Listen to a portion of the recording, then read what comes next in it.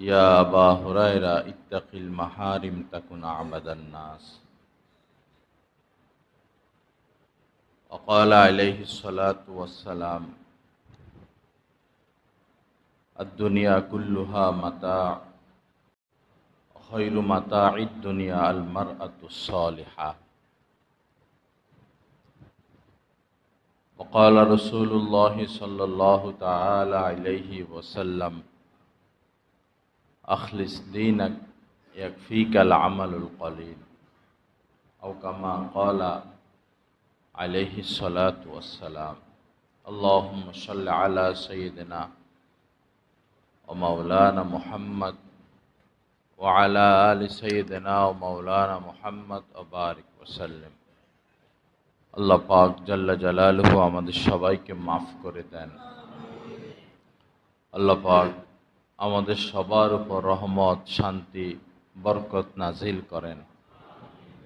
সমস্ত গুনাহ নাফরমানি থেকে বেঁচে থাকার তৌফিক দান করেন। লা ইলাহা ইল্লাল্লাহ। কয়েকটি হাদিস শরীফ আপনাদের খেদমতে আমি পাঠ করেছি। আল্লাহ রাসূলের প্রিয় এক সাহাবী। ফ্যানগুলো কি বন্ধ করে দেওয়া নাকি?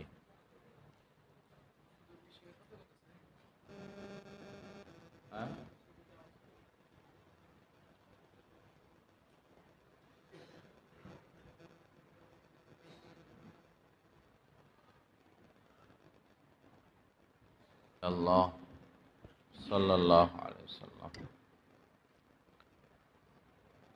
হুজুর পাক সাল্লাল্লাহু আলাইহি সাল্লামের অনেক প্রিয় সাহাবী হযরত আবু হুরায়রা রাদিয়াল্লাহু তাআলা আনহু।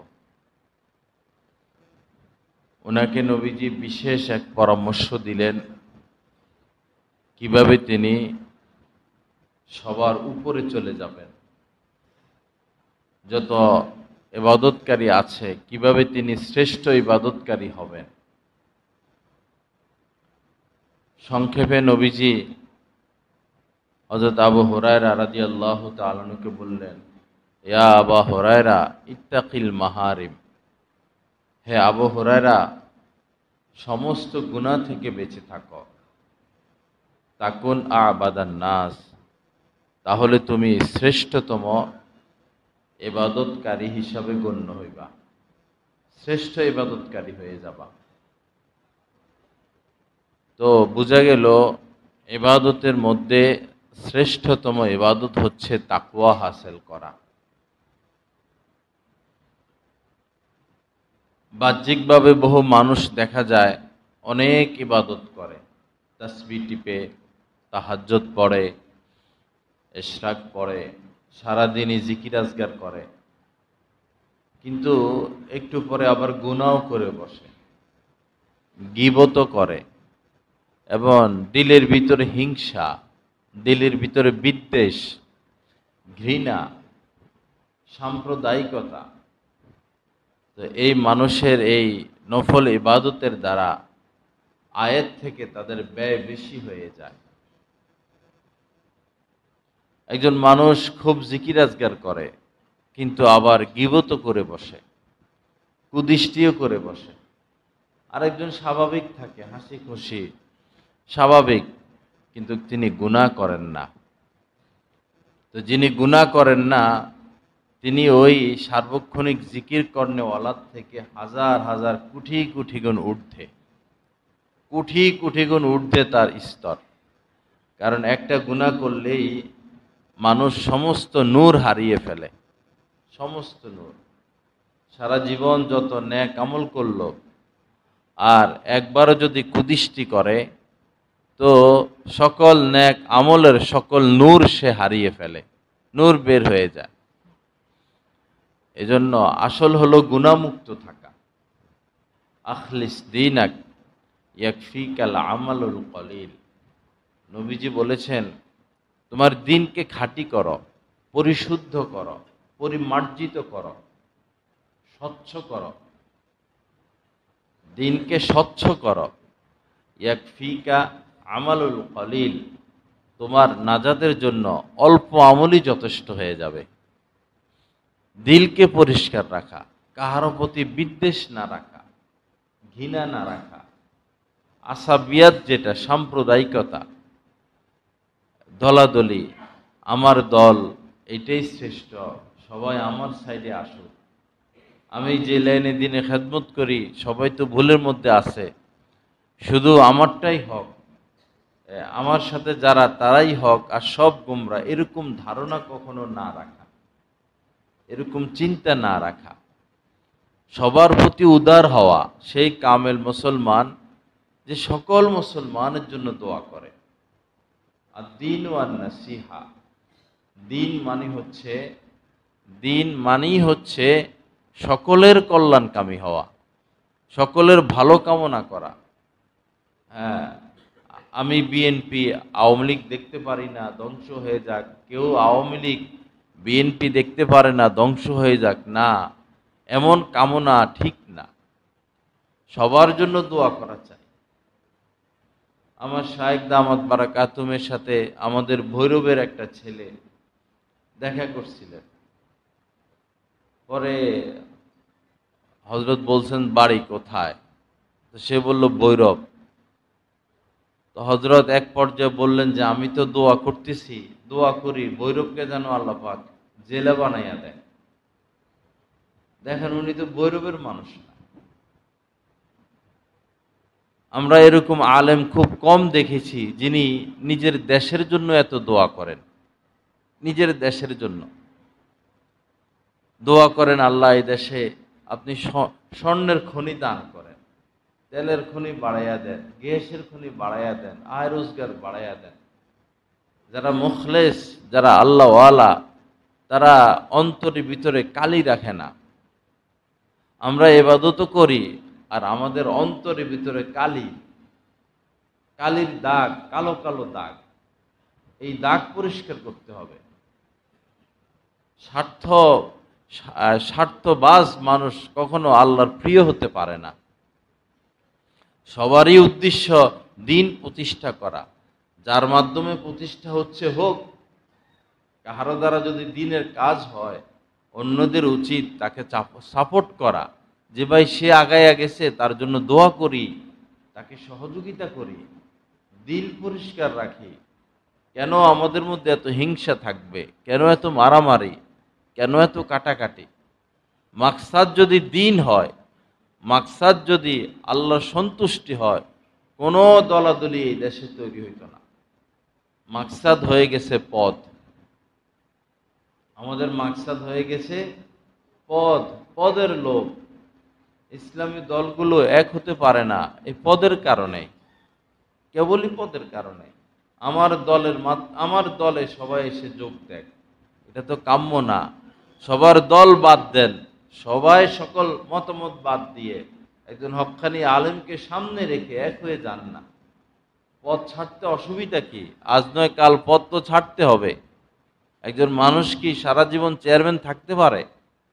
একজন মানুষ কি সারা জীবন মন্ত্রী থাকতে পারে?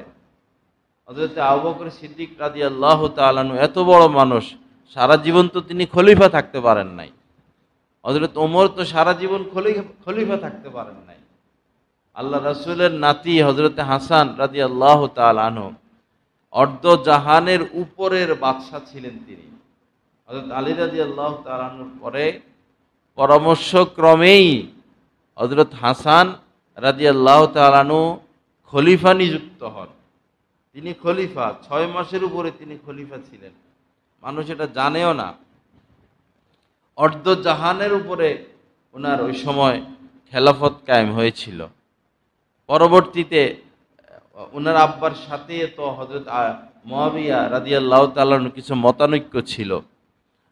হযরতে হাসান খলিফা হওয়ার পর কিছু মতানৈক্য ছিল, কিন্তু হযরত হাসান দেখলেন যে আমি তো ছোট, আর হযরতে মুয়াবিয়া আমার থেকে অনেক বড়, এলিমও তার বেশি, জ্ঞানও তার বেশি, যোগ্যতাও তার বেশি, রাসূলের সোহবতও তিনি বেশি পেয়েছেন। তিনি হযরত হাসান রাদিয়াল্লাহু তাআলা নিজে প্রস্তাব দিয়ে খেলাফত তার হাতে দিয়ে দিয়েছেন। আপনি খলিফা, আপনি রাষ্ট্র পরিচালনা করেন। এই দৃষ্টান্ত পৃথিবীর কেউ দেখাইতে পারে নাই, কোনোদিন পারবেও না। নিজেকে মিটাইয়া দিছেন, আপনি পরিচালনা করেন, আপনি আমার থেকে যোগ্য। কিন্তু আমাদের বিষয় হলো আমরা নিজেকে যোগ্য মনে করি, আমি যোগ্য। এরকম এরকম চিন্তা ভাবনার কারণেই আজ এই দেশে ইসলাম কায়েম হচ্ছে না। আলেম ওলামার নেতৃত্বে, দিনদারদের নেতৃত্বে রাষ্ট্র পরিচালনা হচ্ছে না। আমরা গদি ছাড়তে পারি না, আমরা নেতৃত্ব ছাড়তে পারি না। আল্লাহ সহি বোঝ দান করেন, আল্লাহ পাক হেফাজত করেন। একজন ভালো সৎ লোক,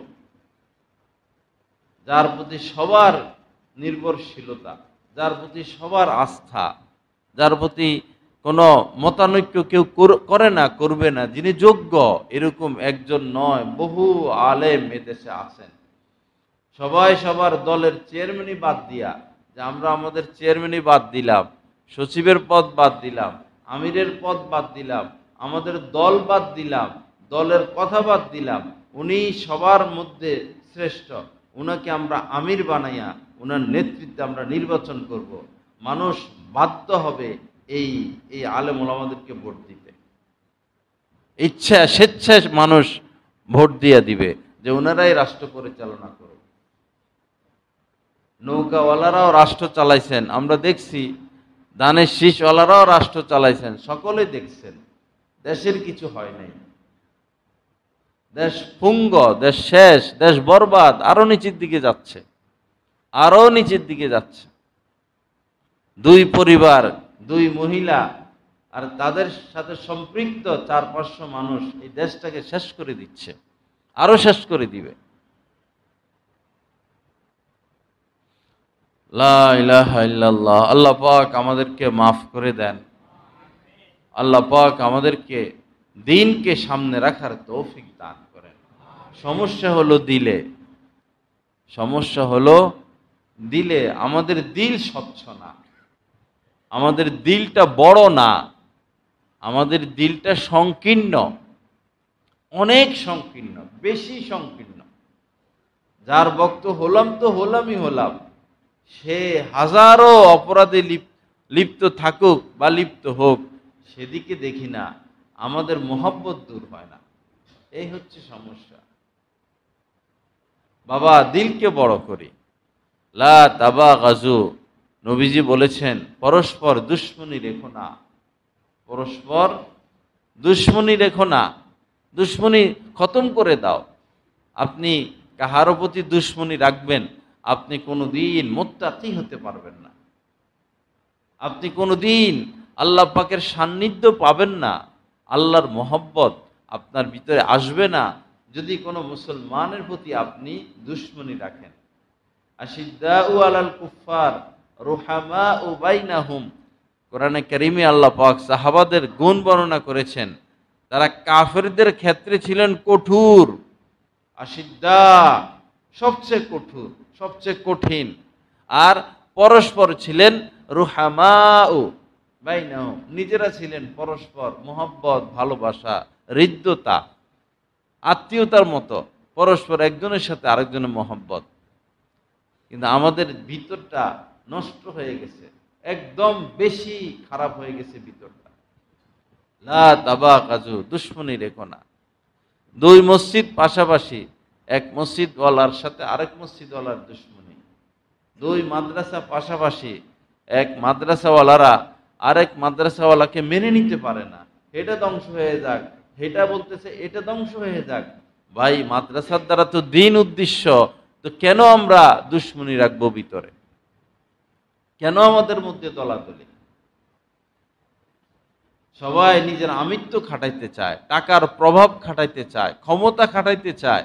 দিন মাকসাদ না, আমি বড় হয়ে যাই, আমার নেতৃত্বে, আমার কর্তৃত্বে সবকিছু চলুক, এই হয়ে গেছে মন মানসিকতা। ভাই, কতদিন আপনি নেতৃত্ব দিবেন? কতদিন আপনি কর্তৃত্ব চালাবেন? আপনার হুকুমত কতদিন চলবে? আপনি কি মরবেন না? আপনার হায়াত কি শেষ হবে না? আমার আপনার জিন্দিগির মাকসাদ তো হচ্ছে আল্লাহকে পাওয়া, আল্লাহর হওয়া, আল্লাহকে মহব্বত করা, আল্লাহকে চিনা, আল্লাহকে জানা, আল্লাহর হয়ে যাওয়া, আল্লাহর হয়ে যাওয়া। এগুলো কি? মন্ত্রিত্ব কি? প্রধানমন্ত্রী হইলে কি? প্রেসিডেন্ট হইলে কি? সচিব হইলে কি? এগুলো কি? এগুলো তো হাতের ময়লা। আজকে ফুলের মালা, কালকে জুতার মালা। আজকে শুভেচ্ছা, কালকে ঝাড়ু আর জুতার বাড়ি। দরকার কি জামিলায় যাওয়ার? আপনি একা হয়ে যান, আলাদা হয়ে যান, নীরব হয়ে যান, আল্লাহকে ডাকতে থাকেন, আল্লাহকে পেয়ে যান, আল্লাহর হয়ে যান, সবাই কামিয়াব। আল্লাহর হয়ে গেলে সবাই কামিয়াব। এত প্রচার প্রসারের কি দরকার? এত সুনামের কি দরকার? মানুষ আমাকে চিনুক জানুক দরকার কি? মানুষ আমাকে চিনার দরকার কি? জানার দরকার কি? আমার সাথে আমার রবের সম্পর্ক হয়ে গেলেই তো আমি কামিয়াব। এত সুপরিচিতের দরকার কি?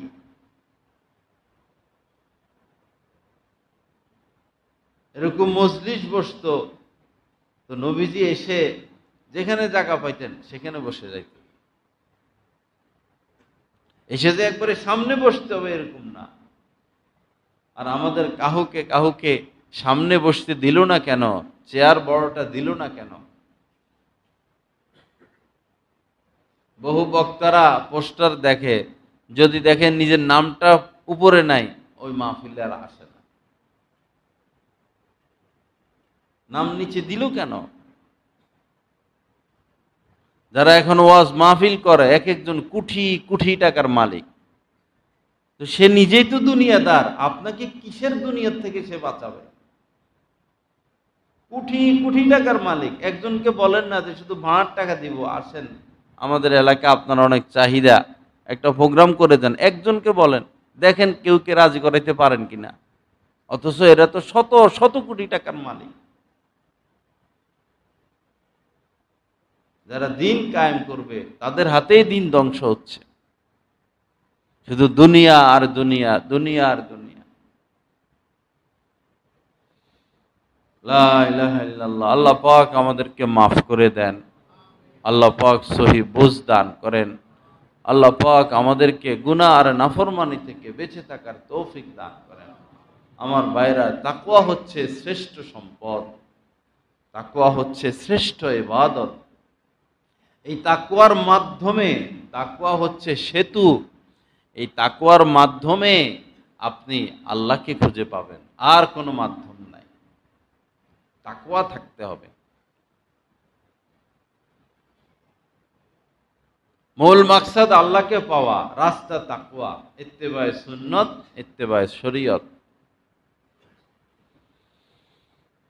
লা ইলাহা ইল্লাল্লাহ। আল্লাহ পাক আমাদেরকে গুনাহমুক্ত জিন্দেগি নসিব করেন।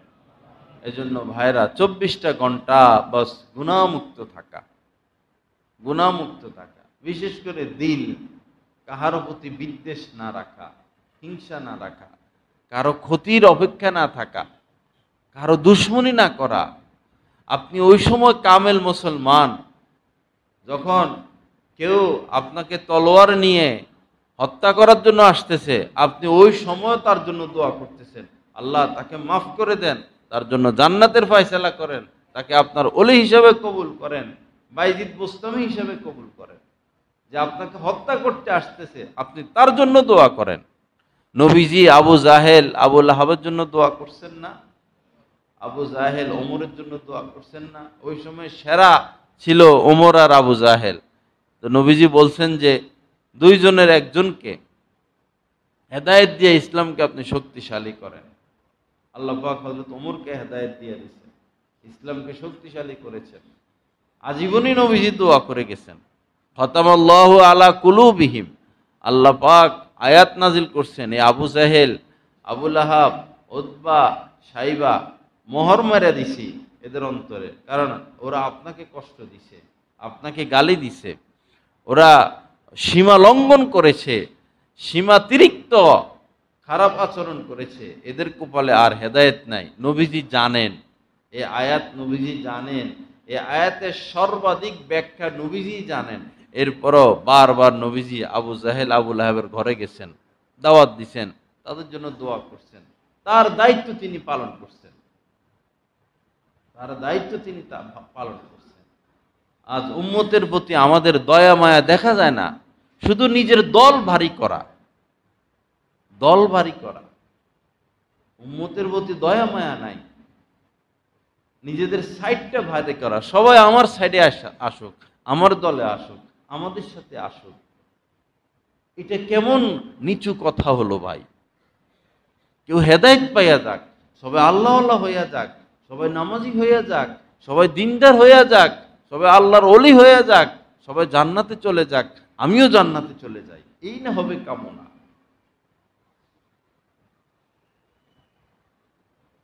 লা ইলাহা ইল্লাল্লাহ। আল্লাহ পাক আমাদেরকে মাফ করে দেন।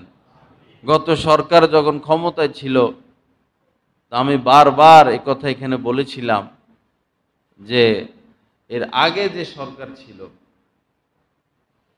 এর আগের সরকার বিভিন্ন জায়গায় নিজেদের নাম লেখাইছে, যেমন জিয়া আন্তর্জাতিক বিমানবন্দর, খালেদা জিয়া মেডিকেল কলেজ, এরকম। পরের সরকার এসে সব পাল্টাও, সব পাল্টাও। আর তাকে জিয়া আন্তর্জাতিক, এই জিয়া নাম পাল্টানোর জন্য কয়েকশো কোটি টাকা খরচ হয়েছে। সারা পৃথিবীর সকল ল্যাপটপ থেকে এই নাম বাদ দিতে গিয়া, কাগজপত্র টিকিট থেকে বাদ দিতে গিয়া কোটি কোটি কোটি কোটি টাকা শেষ হয়েছে। আমরা বলেছিলাম এটা নিচু আচরণ, নিকৃষ্ট আচরণ, ছোট মন মানসিকতার বিষয়। এর থেকে নিকৃষ্ট কোনো কাজ নাই, কাজ হতে পারে না। একটা সরকার তার আমলে একটা কাজ করছে, নাম দিছে, ঠিক আছে, সে করছে, নাম দিছে, আপনি মুছবেন কেন? থাক। এটা এক তো নাম দেওয়াই ঠিক না, কারণ কেউ তো তার পকেটের টাকা দিয়া এগুলো করে না, এগুলো তো জনগণের টাকা দিয়ে করা। সুন্দর একটা নাম দিবে, ভালো একজন মানুষের নাম দিবে, আল্লাহওয়ালা একজন মানুষের নাম দিবে। বসুন্ধরা মাদ্রাসার যে রাস্তাটা, বাংলাদেশের একজন বড় মুফতি ছিলেন, মুফতি আব্দুর রহমান সাহেব, তো ওই রাস্তার নাম দিচ্ছেন ফকিহুল মিল্লাত মুফতি আব্দুর রহমান দামাত বারাকাতুম সড়ক। এরকম মুখলেসদের নাম, তিতুমিরের নাম দেন, হাজী শরীয়তুল্লাহর নাম দেন, দিয়া এগুলো করেন, কেউ কোনোদিন ভাঙবে না। যাই হোক, তারা তো ভাঙছে, এখন বর্তমান সরকার এসে তাদেরটা ভাঙা শুরু করছে, বর্তমান সরকার এসে তাদেরটা ভাঙতেছে। কেন আমাদের মানসিকতা এত নিচু হবে? কেন আমরা উদার মনের হতে পারি না? কেন আমরা আরেকজনের ক্ষতির অপেক্ষা করি? কেন মাফ করে দিতে পারি না? লা ইলাহা ইল্লাল্লাহ। আল্লাহ পাক আমাদেরকে মাফ করে দেন। এই মানিকদি যেটা হচ্ছে এখন, মৌটুফি, সাদেকপুর, এই এরিয়ায়, ভবানীপুর, রসুলপুর, বিশেষ করে এখন মৌটুফিতে যেটা হচ্ছে, এটা তো বিগত 500 বছরের ভিতরে এত নিকৃষ্টতম আচার আচরণ মানুষ দেখায়নি। এরা তো নজির সৃষ্টি করতেছে, নগ্নতার নজির, বেহায়াপনার নজির, নিচু মানসিকতার নজির। কি লাভ হচ্ছে এগুলা করে? কি লাভ হচ্ছে? আপনি প্রস্তুতি নিয়ে হামলা করলেন, মাইরে ফেললেন, পরে আবার প্রস্তুতি নিয়ে তারা আপনাকে হামলা করলো, মাইরে ফেললো, সমানে সমান, শুধু ক্ষতি সামনে আসতেছে। এখন এই মৌটুফি থেকে একবারে মেঘনা নদী পর্যন্ত কত বিঘা জায়গা এখন ফসল করবে। এখন তারা ফসল বুনবে, তো ফসল কেমনে বুনবে? শুধু ধাওয়া আর পাল্টা দেওয়া, ধাওয়া আর পাল্টা দেওয়া। যারা এখানে আসেন মৌটুফির লোক, আপনারা আলেম ওলামার শরণাপন্ন হন। যারা রাত্রে মদ খায়, লুটপাট করে, আমার ভাই তোমার ভাই, এগুলা মানুষ না, এগুলা মানুষ না। যাদের আগমনে 100-200 গেট করি, কই এরা কই? আপনারা তাদেরকে ভালোবাসেন। তারা যদি আপনাদেরকে ভালোবাসতো তো তারা পলায়া যাইতো না। হেলিকপ্টারে পাটা রাখলো কেন? ভাই আমি এই দেশকে ভালোবাসি, মরে যাবো এই দেশের জন্য, আমার জেলে নেক, আমি জেলে থাকবো, ফাঁসি দেখ, এই দেশে আমার ফাঁসি হোক, আমি দেশ ছাড়বো না। এই হলো দেশের ভালোবাসা। পলাইলো কেন আপনাদেরকে রাইখা? কিসের প্রেম করছেন, কিসের ভালোবাসছেন তাদেরকে আপনারা?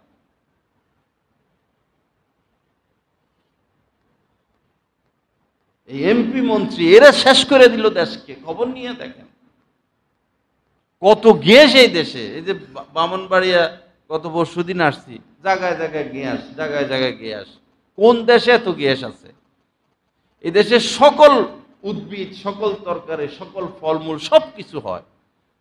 এত উন্নত রাষ্ট্র, এটা ধনী রাষ্ট্র, পৃথিবীর সবচেয়ে ধনী রাষ্ট্র বাংলাদেশ রাষ্ট্র, কিন্তু এই দুই ফ্যামিলি আর তাদের সাথে সম্পৃক্ত 400-500 মানুষ দেশটাকে শেষ করে দিচ্ছে, শেষ করে দিচ্ছে। কিন্তু আমরা, আপনারা এত নিকৃষ্ট, আমাদের ভিতর থেকে এই পাপীদের মহব্বত আজ পর্যন্ত বাইর হইল না, এখনো তাদের পিছনে আমরা ঘুরি। আবু জাহেল সেরা কাফের ছিল, নবীর হত্যার ষড়যন্ত্র আবু জাহেল করেছিল, স্পষ্ট বুঝতো আবু জাহেলের নেতৃত্বে যারা চলতো, আবু জাহেলের অনুসারীরা বুঝতো আবু জাহেল ভুল করতেছে, এরপরও আবু জাহেলের অনুসরণ করে গিয়েছিল। এই কারণে আবু জাহেলও জাহান্নামী, আবু জাহেলের অনুসারীরাও জাহান্নামী। বুঝে দেখুন কার অনুসরণ করতেছেন আপনারা। অমুক ভাই তমুক ভাইয়ের পিছে যাইয়েন না। মৌটুফির ভাইরা, আলেমদের শরণাপন্ন হন, 10 মিনিটে সমাধান হয়ে যাবে। 10 মিনিট লাগবে না এই সমস্যার সমাধান করতে। এটা ওদের চালাকি, ওরা বেজাল লাগাইয়া রাখে খাওয়ার জন্য, টাকা খাওয়ার জন্য ওরা বেজাল লাগাইয়া রাখে। ওরা ভেজালের সমাধান, ওরা সমাধান চায় না। ওষুধ কোম্পানিরা এমনভাবে ওষুধ বানায় যেন রোগ ভালো না হয়, আজীবন যেন ওষুধ খেয়ে যেতে হয়। বুঝি আমরা এই সমস্ত চালাকি। আল্লাহ পাক সমস্ত রোগের ওষুধ দিয়েছেন দুনিয়াতে, কেন রোগ ভালো হয় না? কেন ডায়াবেটিস ভালো হবে না? কেন প্রেশার ভালো হবে না? কেন অ্যালার্জি ভালো হবে না? এদের দান্দাবাজি। এরা আসল ওষুধ তৈরি করে না, যেন ধামাচাপা থাকে এরকম ওষুধ এরা বানায়। সব জায়গায় ধান্দাবাজি, সব জায়গায় দুর্নীতি, সব জায়গায় শয়তানি, ভিতরটা কালো হয়ে গেছে আমাদের। এই নেতারা বেজাল লাগায় রাখছে।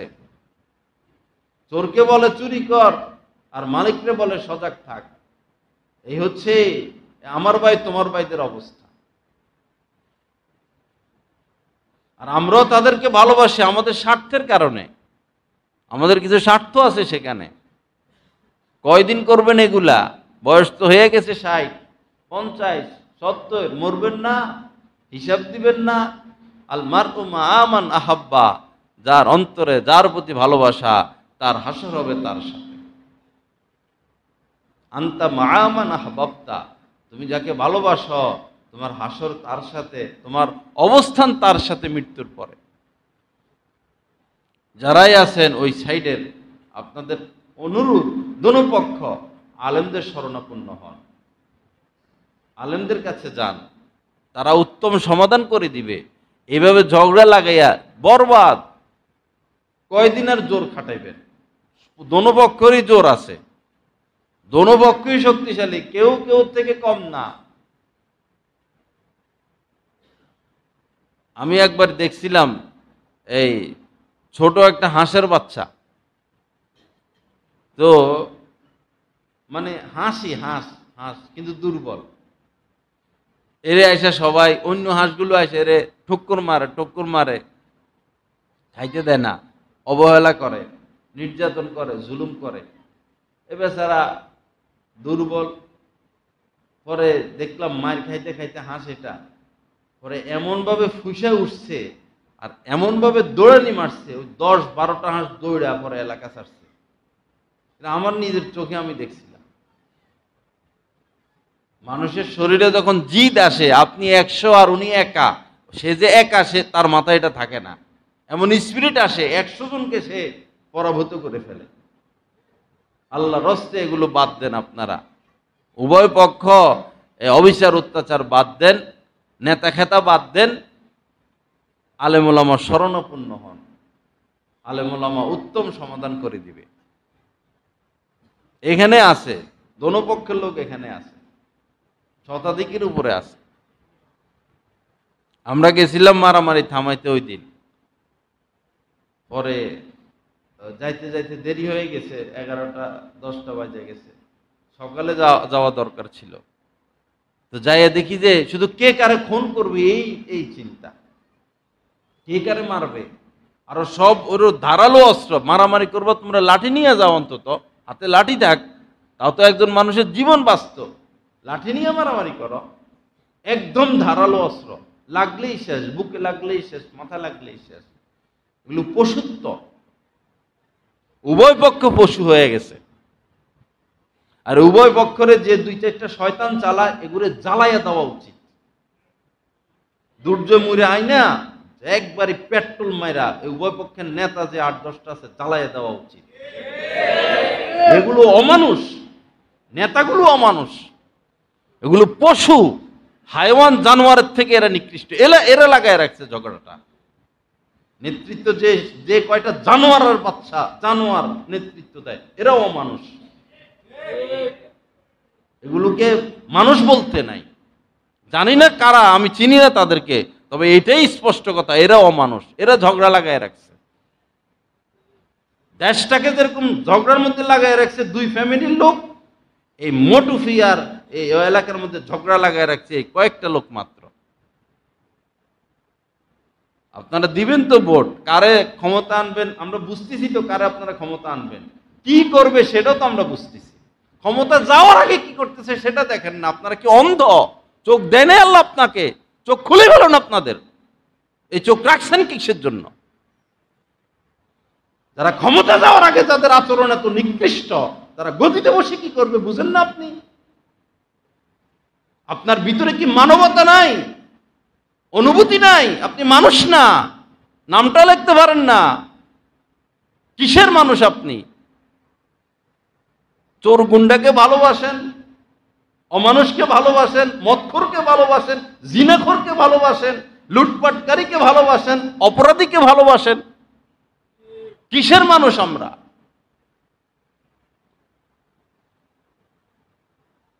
দলবাজি, মুসলমান আছে দলবাজি নিয়া, স্বার্থ নিয়া। কেন সৌদি আরব কথা বলে না? কেন মিশর কথা বলে না? এই যে মানুষগুলোকে মারতেছে, বাচ্চাগুলোকে মারতেছে ফিলিস্তিনে, গাজার মধ্যে, তোমরা তেলটা বন্ধ করে দাও, তোমাদের উপর দিয়ে বিমান উড়াবো, যুদ্ধ না গেলা, যতটুকু সম্ভব ততটুকু করো। ওই যে দলাদলি, লবিং, স্বার্থ, স্বার্থবাজ এরা। এদের কি পতন আসবে না? সৌদি সরকারের কি পতন আসবে না? এদের কি বিচার হবে না? মিশরের বাদশার কি বিচার হবে না? হবে, হবে, আমাদের চোখের সামনে হবে। দলবাজি ছেড়ে দেয় আল্লাহ রস্তে বাবা। আল্লাহ পাক সহি বোঝ দান করেন। আমার সমালোচনা করেন না, আমি বেপরোয়া মানুষ। আমার যে এখানেই থাকতে হবে, কমলপুরেই থাকতে হবে, এটা আমার জন্য দরকার নাই, আমার কোনো প্রয়োজন নাই। আল্লাহর আরদুল্লাহি ওয়াসিআ, আল্লাহ পাক কোরআনে বলছেন আল্লাহর জমিন সুপ্রশস্ত। এই জায়গার মানুষ কদর করবে না, যেখানের মানুষ কদর করবে আল্লাহ সেখানে নিয়ে যাবেন। যার ভিতরে ধন আছে, যার ভিতরে যোগ্যতা আছে, তাকে কদর করার লোক এই দুনিয়াতে আল্লাহ পাক দান করছেন। আমাদেরকে টাকা দিয়ে কিনা যায় না, 1000 কোটি টাকা দিয়ে আমাদেরকে কিনা যাবে না। হক যেটা সেটাই ভিতর থেকে বের হবে। কারো রক্ত চক্ষুকে আমরা ভয় করি না। কিসের প্রভাব আর প্রতিপত্তি, কিসের টাকা, কিসের ক্ষমতা, কিসের রাজত্ব? রাত্রে তো তোমরা মদই খাও, ঘুষি তো খাও, সুদি তো খাও, হারামে তো করো, 10,000 টাকা দিয়ে বিচার উল্টে দাও। তোমরা তো সেই জাতি, তোমাদের ভিতরে হালাল না হারাম আমরা তো জানি। আমাদের প্রত্যেকটা রক্তবিন্দু হালাল, আমাদের ভিতরে হারাম বলতে কিছু নাই। তো কাকে ভয় করব? হারামখোরদেরকে ভয় করব? সুদখোর ঘুষখোরকে ভয় করব? সেই মুসলমান যে শুধু আল্লাহকে ভয় করে, সেই মুমিন যে আল্লাহকে ভয় করে, অন্তরে শুধু আল্লাহর ভয় রাখবেন, অন্তরে আল্লাহকে ভয় করবেন। আল্লাহর ভয় ছাড়া অন্য ভয় রাখাই হচ্ছে, এটাই হচ্ছে দুনিয়া মাখলুক শিরক। ভিতরে শুধু আল্লাহর ভয় রাখবেন, ভালোবাসা আল্লাহর, ভয় আল্লাহর, মহব্বত আল্লাহর, ভয় আল্লাহর, আনুগত্য আল্লাহর, এতাত আল্লাহর, তরিকা রাসূলুল্লাহর সুন্নত। কঠিন হিসাব দিতে হবে, মনে রাখবেন, অপরাধীদেরকে যদি সাপোর্ট করেন। আল্লাহ পাক সহি বুঝ দান করেন, আল্লাহ পাক হেদায়েত দান করেন, আল্লাহ পাক গুনাহমুক্ত জিন্দেগি নসিব করেন, আল্লাহ পাক আমাদেরকে গুনাহমুক্ত হওয়ার তৌফিক দান করেন। যার তার বয়ান শোনা যাবে না বাবা, যার তার বই পড়া যাবে না। সব লাইনে ক্যান্সার লেগে গেছে, দ্বীনি লাইনেও ক্যান্সার, মাদ্রাসার লাইনেও ক্যান্সার, ওয়াজ মাহফিলের লাইনেও ক্যান্সার, ইসলামী দলেও ক্যান্সার, অন ইসলামিক দলেও ক্যান্সার, সব সাইডে ক্যান্সার লাগা গেছে। হক্কানিয়াত খুব কম। বহুদিন পরে বাইতুল মুকাররমে হক্কানি লোক বসছেন, এখন ওখান থেকে হক প্রচার হচ্ছে। আল্লাহর শুকর, আমরা ওনার জন্য দোয়া করব, ওনার জন্য দিল থেকে দোয়া করব। আল্লাহ যেন ওনাকে আরো বাড়াইয়া দেন, আরো বাড়াইয়া দেন, আরো বাড়াইয়া দেন। মুসলমানের উচিত, বহুদিন আগ থেকে উনি আমাকে চিনেনও না, মাওলানা আব্দুল মালিক সাহেব আমাকে চিনেন না, আমি ওনার ছাত্রও না, কিন্তু আমি যখন ছাত্র ছিলাম বহু আগ থেকে আমি দোয়া করতাম, আল্লাহ উনি এত বড় আলেম, ওনার জন্য ভালো ভিআইপি একটা গাড়ির আপনি ব্যবস্থা করে দেন। আমি ওনার জন্য গাড়ির দোয়া করতাম।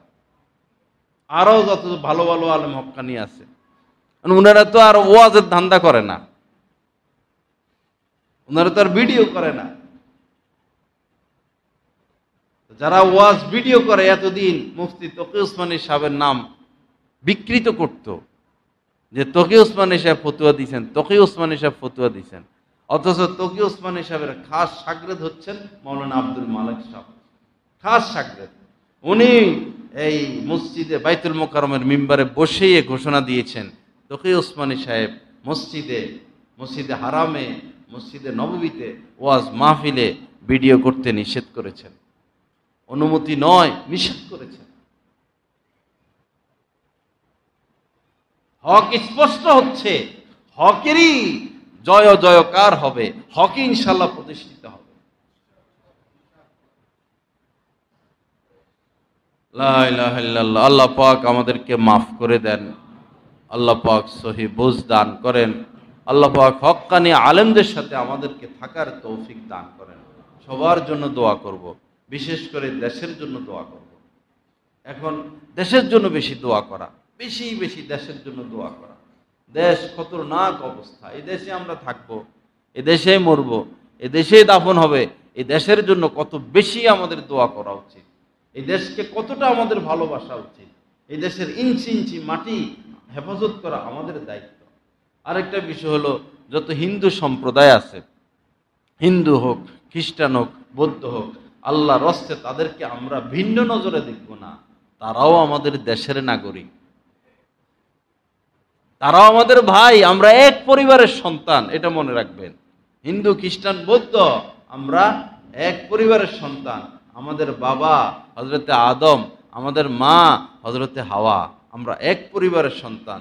এই হিন্দু ভাইদের উপরে কেউ অত্যাচার করবেন না, কেউ অবিচার করবেন না, কেউ তাদেরকে ঘৃণা করবেন না, কেউ তাদের সাথে দুর্ব্যবহার করবেন না, বরং তাদের সাথে এখন ভালোবাসা বাড়াইয়া দেন, তাদের প্রতি দয়া করেন, তাদেরকে বুকে টেনে নেন।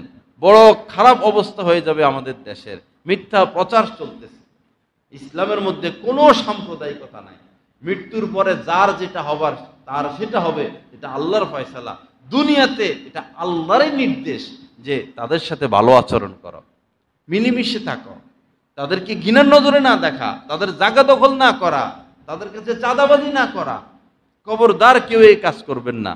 হিন্দুদের থেকে কোনো চাঁদা চাইবেন না, তাদেরকে ছাড় দেন, সুযোগ দেন, তারা শান্তিতে থাকুক। তাদের জান মালের নিরাপত্তা দেওয়ার দায়িত্ব আমার এই দেশের সরকারের। খুব ভালো আচরণ করবেন, তাদেরকে দাওয়াত দেন, তাদের বাসায় হাদিয়া দেন, প্রয়োজনে তাদের দোকান থেকে মাল কিনেন। তাদের সাথে কোনো সাম্প্রদায়িকতা না করা। একটা ষড়যন্ত্র চলতেছে এই সংখ্যালঘুদেরকে নিয়ে। লা ইলাহা ইল্লাল্লাহ। আল্লাহ পাক আমাদের সবাইকে মাফ করে দেন, সহি বুঝ দান করেন। তো আমাদের এই ঐতিহাসিক মাদ্রাসা জামিয়া ইসলামিয়া দারুল উলুম কমলপুর, যদিও কমলপুর মাদ্রাসা রাজধানীতে না, অনেক ভিতরে, কিন্তু আলহামদুলিল্লাহ এই মাদ্রাসার ফলাফল এবং এই মাদ্রাসার সুনাম সারা দেশব্যাপী। কওমি মাদ্রাসার যে শিক্ষা বোর্ড ব্যাফাক, এই ব্যাফাকের উল্লেখযোগ্য 15-20টা মাদ্রাসার মধ্যে এই কমলপুর মাদ্রাসা। আপনাদেরই সহযোগিতা, আপনাদেরই মহব্বত, আপনাদেরই আসা যাওয়ার বরকতে এই মাদ্রাসা চলতেছে। তো মাদ্রাসার জন্য দোয়া করবেন, এটা আমাদের জরুরি। এই ভৈরবে যদি কমলপুর মাদ্রাসা না হইতো, তা আমার তো মনে হয় এই ভৈরবটা বেদাতীদের আস্তানা হইতো। কি বলেন? বেদাতীদের আস্তানা হইতো।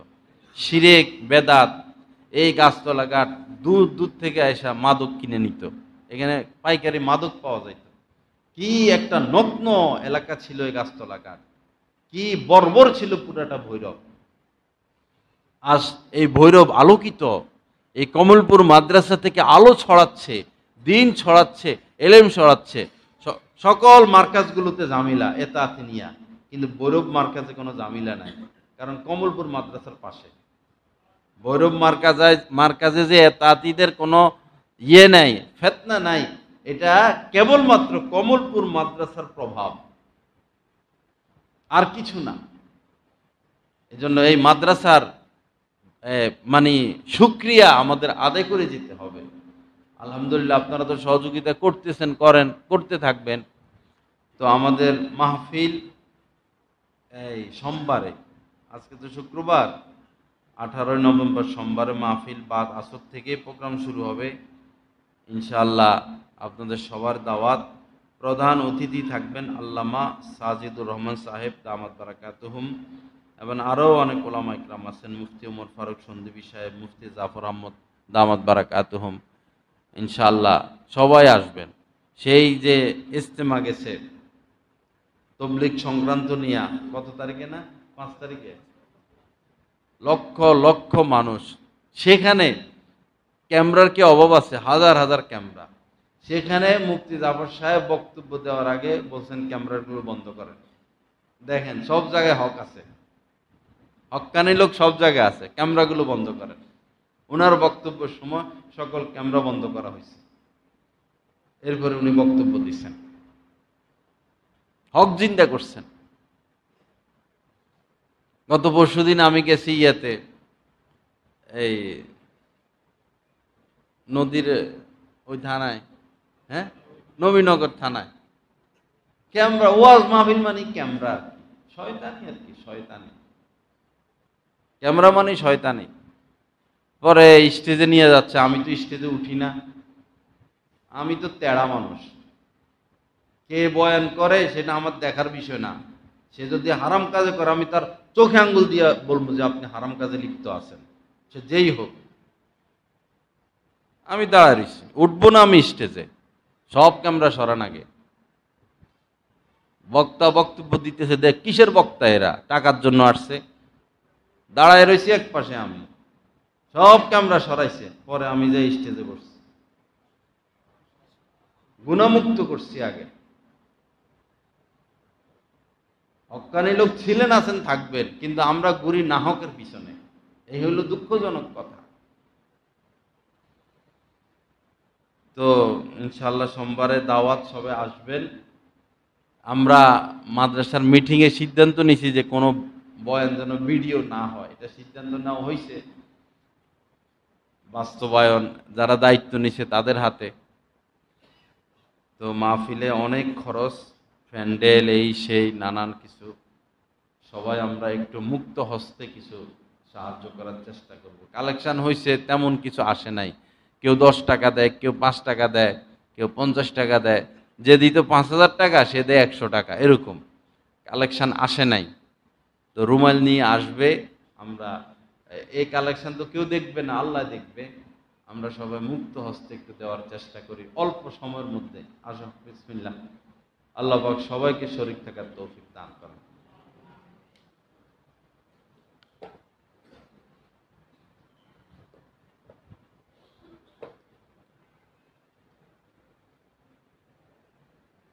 যে আজান হয় জুমার দিনে, জুমার আজান হয়ে গেলে দুনিয়াবি কাজকর্ম করা হারাম হয়ে যায়। অনেকে দেখা যায় আজান হয়েছে এখনো দোকান খোলা, কেউ কিনে কেউ বিক্রি করে, না, দোনোটা হারাম হয়ে গেছে। এখন আজান হয়ে গেছে, এখন কিনাও যাবে না, বিক্রি করাও যাবে না। কাজ করতেছে, রাজের কাজ, এই কাজ সেই কাজ, আজান হয়ে গেছে, এখন আর কাজ করা যাবে না। জুমার আজান অনেক গুরুত্বপূর্ণ। আজান হইল তো সমস্ত দুনিয়াবি কাজ এখন নিষেধ, নিষেধ মানে হারাম। এখন মসজিদের দিকে আসা, অথবা নামাজের প্রস্তুতি নেওয়া। জুমার আজানের পরে আর দুনিয়াবি কোনো কাজ কোনোভাবে করার অনুমতি নেই। আল্লাহ পাক সহিহ বুঝ দান করেন। এই জন্য আমরা চেষ্টা করি আজানটা একটু পরে দিতে। আমাদের এই মাদ্রাসা মসজিদে আজান অনেক পরে হয়, মানুষকে হারাম কাজ থেকে বাঁচানোর জন্য। আমার শায়েকের মসজিদে দেখি, শায়েক যখন বয়ান করতে আসে একদম মনে করেন 1টা বাজে আজান হয়, সব জায়গায় 12টা হইয়া যায় বা 12:30 হয়। হজরতের মসজিদে এবং মুফতি জাফর আহমদ সাহেব দামাত বারাকাত উনার মসজিদে হক্কানি আলেম ওলামা যারা আছে 1টা বাজে জুমার আজান, মানে উনারা বয়ান করতে বসেন তখন বলে যে আজান দেন, মানে মানুষ যেন হারামে লিপ্ত না হয়, আল্লাহ ওয়ালাদের নজর দেখেন। আমাদের এখানে তো মনে হয় 12:30টার দিকে হয় না, আরো পরে দেওয়া ভালো। বাজার পাশে আজান হইলে আর কোনো বেচা কিনা করতে পারবেন না, আর কোনো দুনিয়াবি কাজ নাই। এর আগেই প্রস্তুত যে একটু পরে আজান হবে, জলদি করো জলদি করো, জলদি দুনিয়াবি কাজ শেষ করো। লা ইলাহা ইল্লাল্লাহ।